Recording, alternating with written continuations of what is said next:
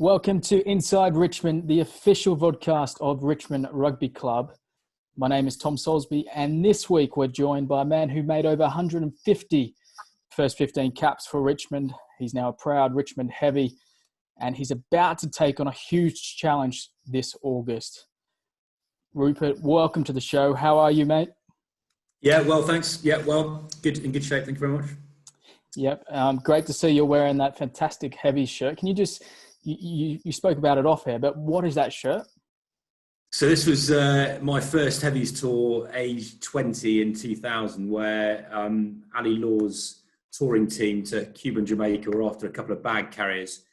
And Tom Price and I got a knock on the shoulder when we were rehydrating at the bar after a Hearts and Middlesex 1 game and offered the chance to come and carry the bags, the Heavies, on their trip to Cuba and Jamaica. And I made my Heavies debut with Tom, who was obviously the captain in this rather strange season this year for the Heavies on the seafront in Havana, making our Heavies debuts there. So it's pretty good tour. Great tour. Sounds wonderful. We've got obviously a huge amount to chat to you today about. We want to obviously, in particular, your challenge, which you're swimming the English Channel solo, which is incredible, and that's happening this August. But before we do that, I just want to have a quick reminder to all Richmond members and supporters to please get behind our One Club crowdfunder campaign. So far, we've raised a great amount in just a few short hours, so thank you for everyone.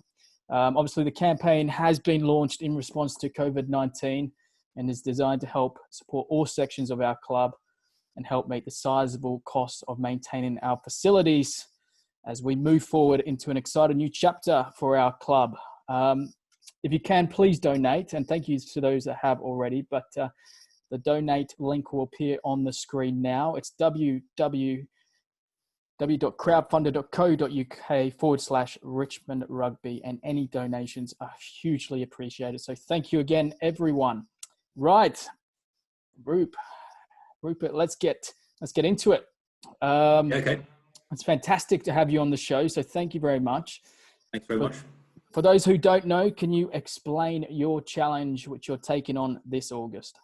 Yeah, I say quite simply, I'm going to try and swim from Dover to Calais to. I suppose it's a significant challenge. It's been sort of biting away at me for a few years. I did a channel relay with 5 other colleagues from Talbot Underwriting, where I was working, as part of a triathlon from Marble Arch to the Arc de Triomphe. And the swimming bit was the bit that appealed to me most.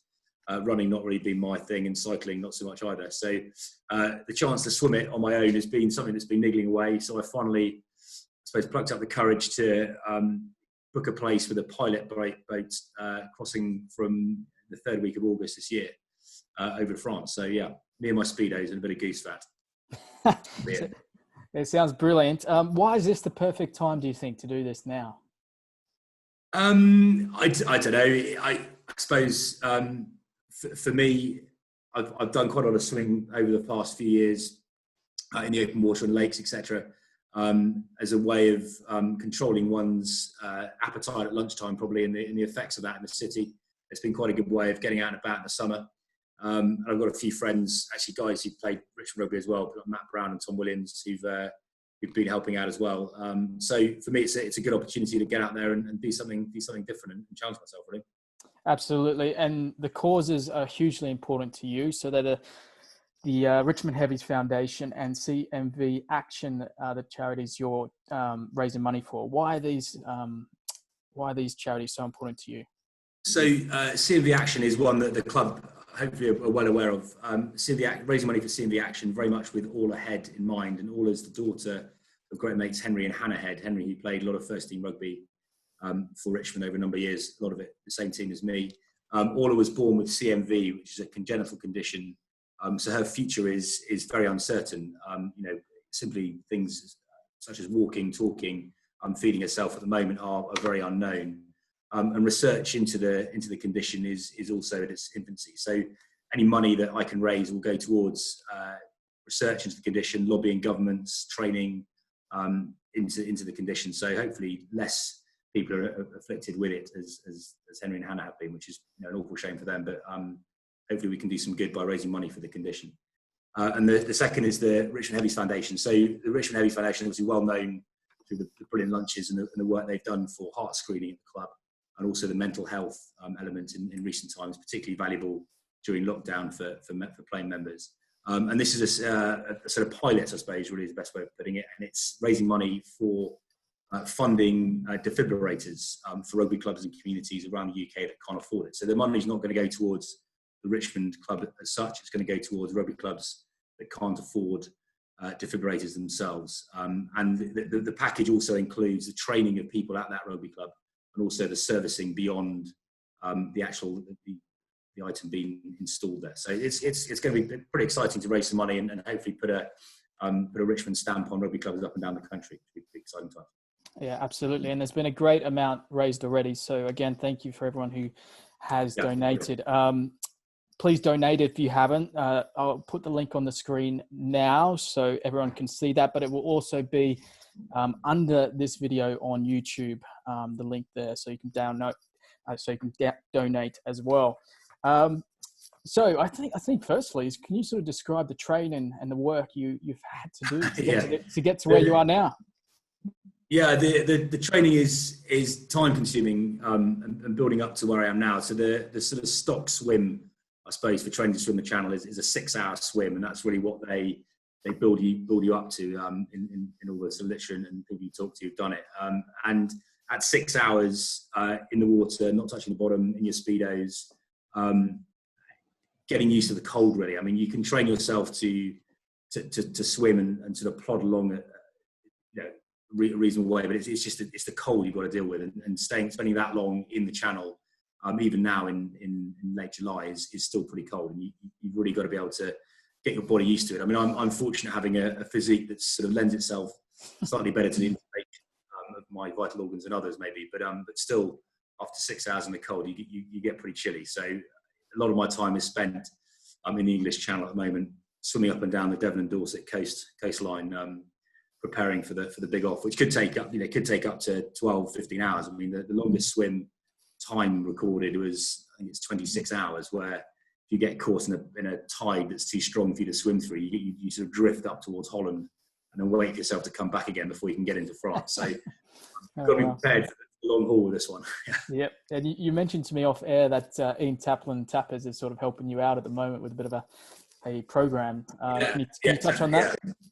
Yeah, Tappers have been great. So Pete and Ian from Marita, they've been great because, Tappers was very involved when I was playing for the first team. He was very involved with the fitness there. So I knew him well. But, the channel swimming world is not the most scientific of sort of training organisations. So Ian was great at sort of stepping in and particularly helping out. I've got sort of wobbly shoulders from various shoulder reconstruction. So he was great at putting together programs around that, and also sort of trying to monitor how much swimming I'm actually doing, whether the amount I'm doing, and whether it's sort of good for me in the long run of getting to the actual event. I mean, he's also been quite helpful with nutrition because having stepped away from the idea of drinking protein shakes for the last sort of 10 or 15 years, sausage rolls, etc., were my staple on the side of a swimming pool when I was doing my long swims. He's managed to convince me that actually carbohydrate drinks and protein bars are really the way to go if I actually want to get across the channel. So he's been great, really helpful. Fantastic. Great work, Tappers and the team there at Arite.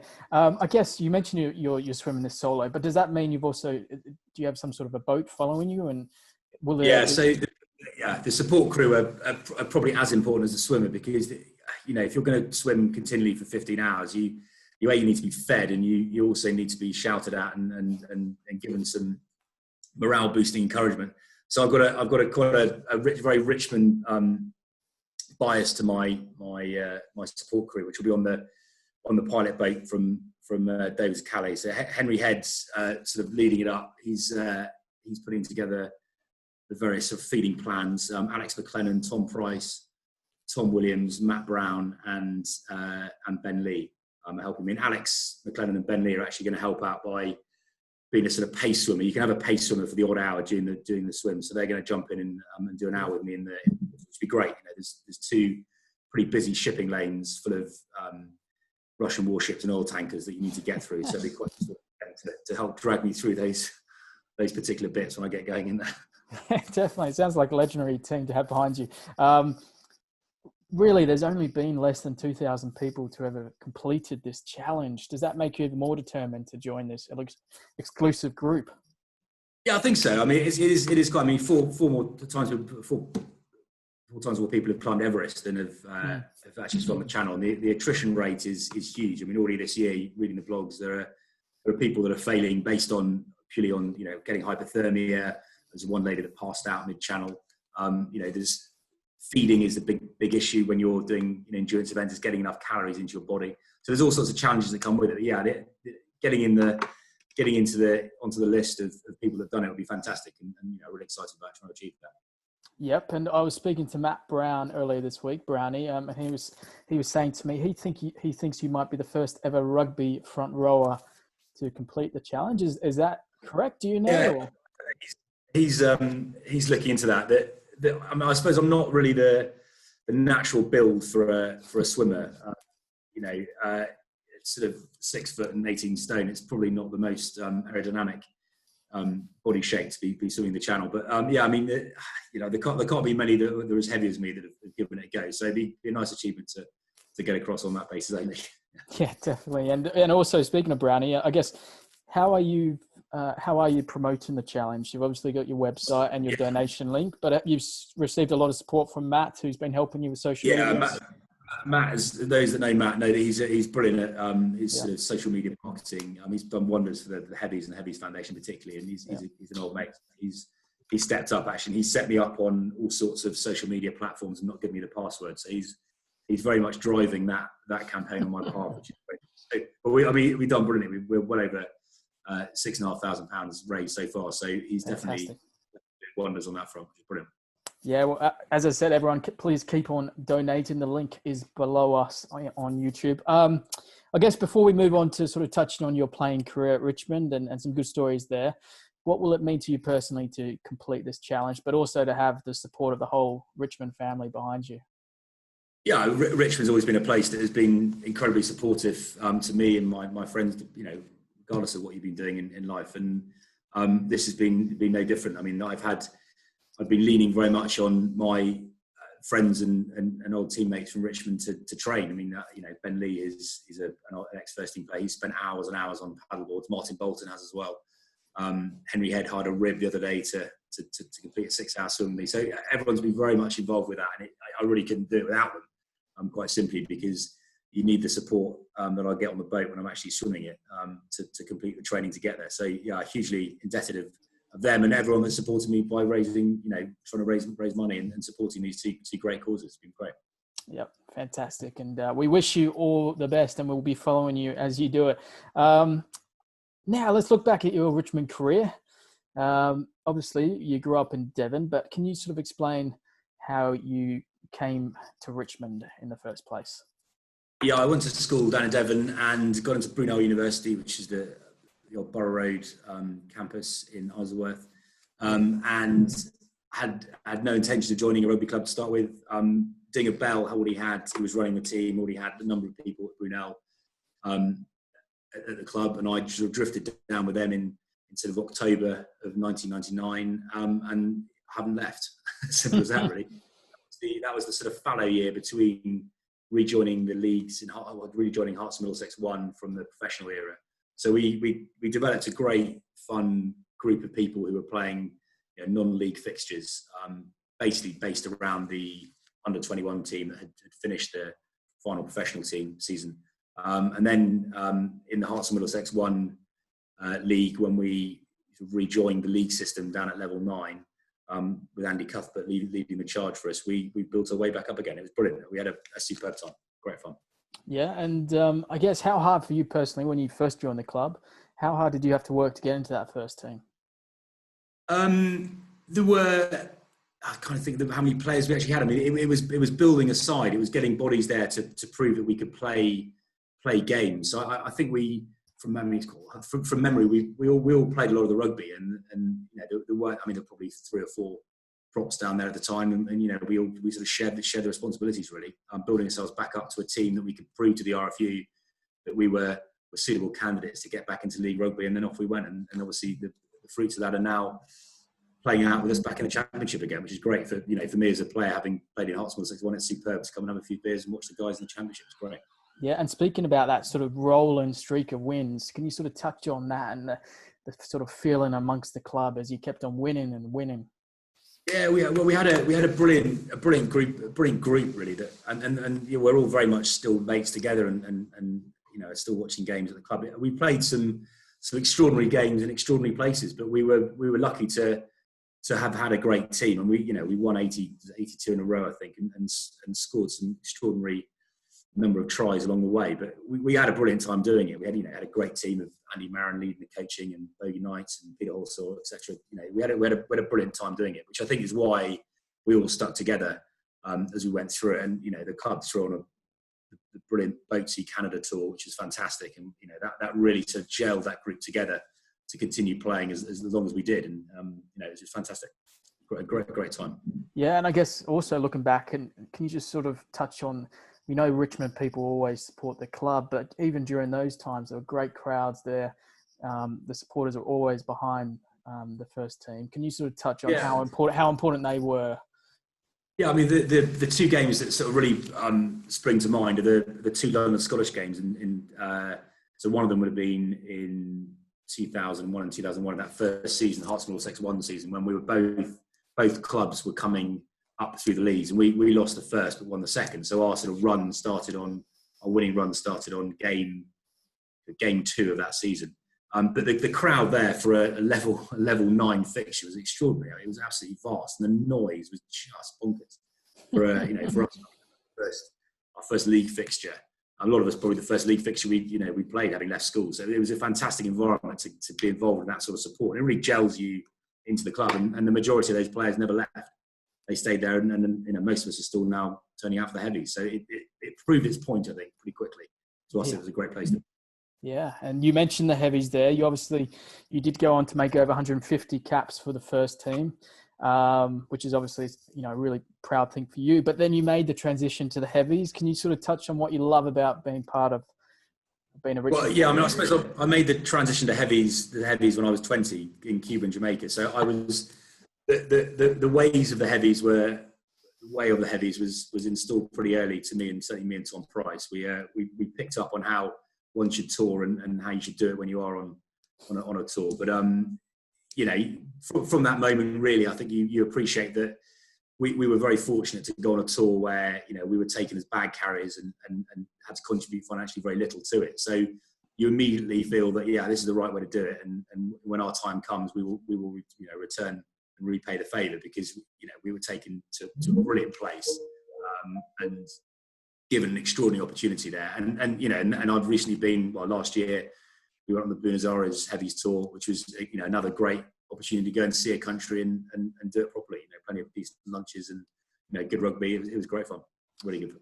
Yeah, definitely. And I think we hope that the majority of the guys who are playing, I guess the first team rugby at the moment would transition to the Heavies. But for anyone else, I guess someone who's played elsewhere but still want to play their rugby at a vets level, what would make the Heavies the perfect place for them? I think the Heavies is an all-inclusive place, and there's no sort of tie into the club, particularly playing first team rugby. A lot of people haven't played first team rugby. This is a great place to be. It's it's a good little environment. There's lots of drinks. There's great tours. Decent lunches. It's got everything you need really for enjoying your vets rugby. And you can dip in and out of it depending on your other commitments. So for me, it's a perfect environment for I suppose managing family life around and having a bit of rugby involved. It's great. Yeah.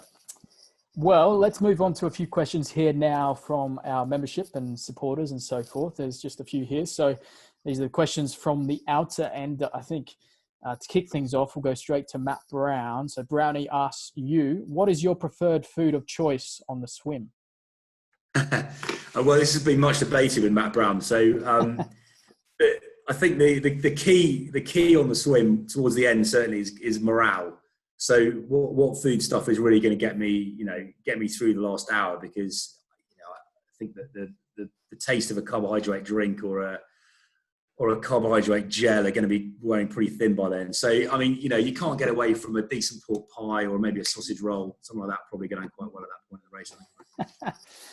And that leads directly into my next question from Greg, who asks you, what will be your first meal after the swim?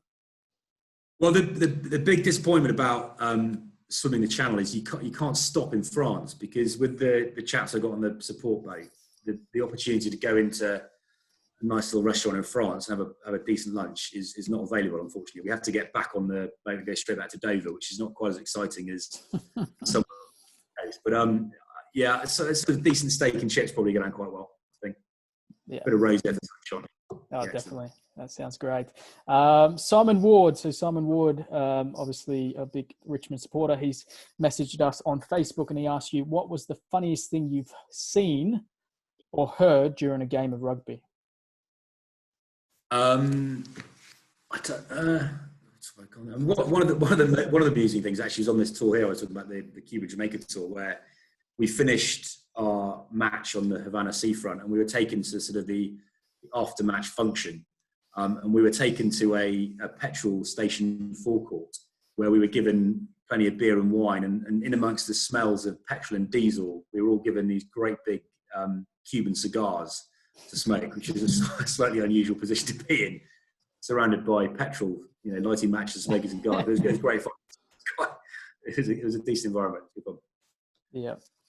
He also asked you, and I'm not sure what this one is about, but tell us about Widow Twinkie and Hold Nothing Back. This is championed by Jim Darren, Jim Cotter, I think, really. I got, I think my second or third game for Richmond, age 19, I was scrummaging against a large Frenchman who decided to rearrange my nose quite early on in the game, and there might have been a squeal that came out at that point. Which is where that's come from. Brilliant. Another question here from John. Who was your favourite Richmond player to play with and tour with? It's very, very. I mean, I saw the interview with Nick Preston. Very difficult. This is here. Very difficult to answer that. I mean, there've been some brilliant players, and tourists. I mean, people are always asking about Bob Skinstad and people like that. I mean, Bob was great to play with. But I was fortunate to start my career in the front row Richmond with Matt Yeldon and Andy Cuthbert, which was quite amusing. Matt Yeldon drinking Buckfast tonic wine before games is always good in the changing room.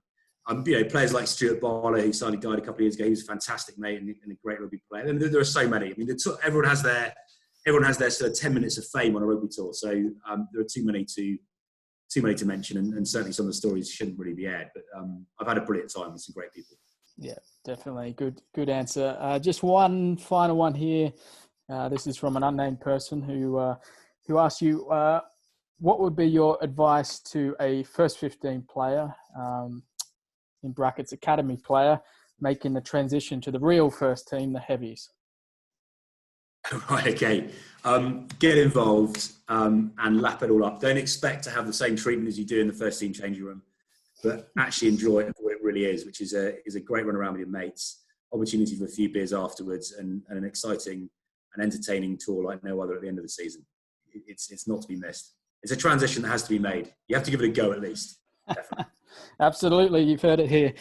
Rupes, thank you so much for your time today. I know you're very busy with your training and so forth, so really appreciate that. And I guess on behalf of all Richmond members and supporters, we wish you the very best for your challenge. It's very kind. Thank you, everyone. Thanks very much to everyone that's donated. It's been brilliant to see the support. It's been fantastic. Thank you. Yeah, and as mentioned, remember to donate via the link on the screen now, and also in the link below us, raising money for the Richmond Heavies Foundation and CMV Action, two very important causes. And I guess just before we go, one final reminder to get behind our amazing club by donating to our One Club campaign. The link is on the screen again now. That's www.crowdfunder.co.uk/Richmond Rugby. And we thank everyone for the incredible support. Again, my name is Tom Soulsby, and this has been another episode of Inside Richmond. See you next time for another episode. Cheers, guys.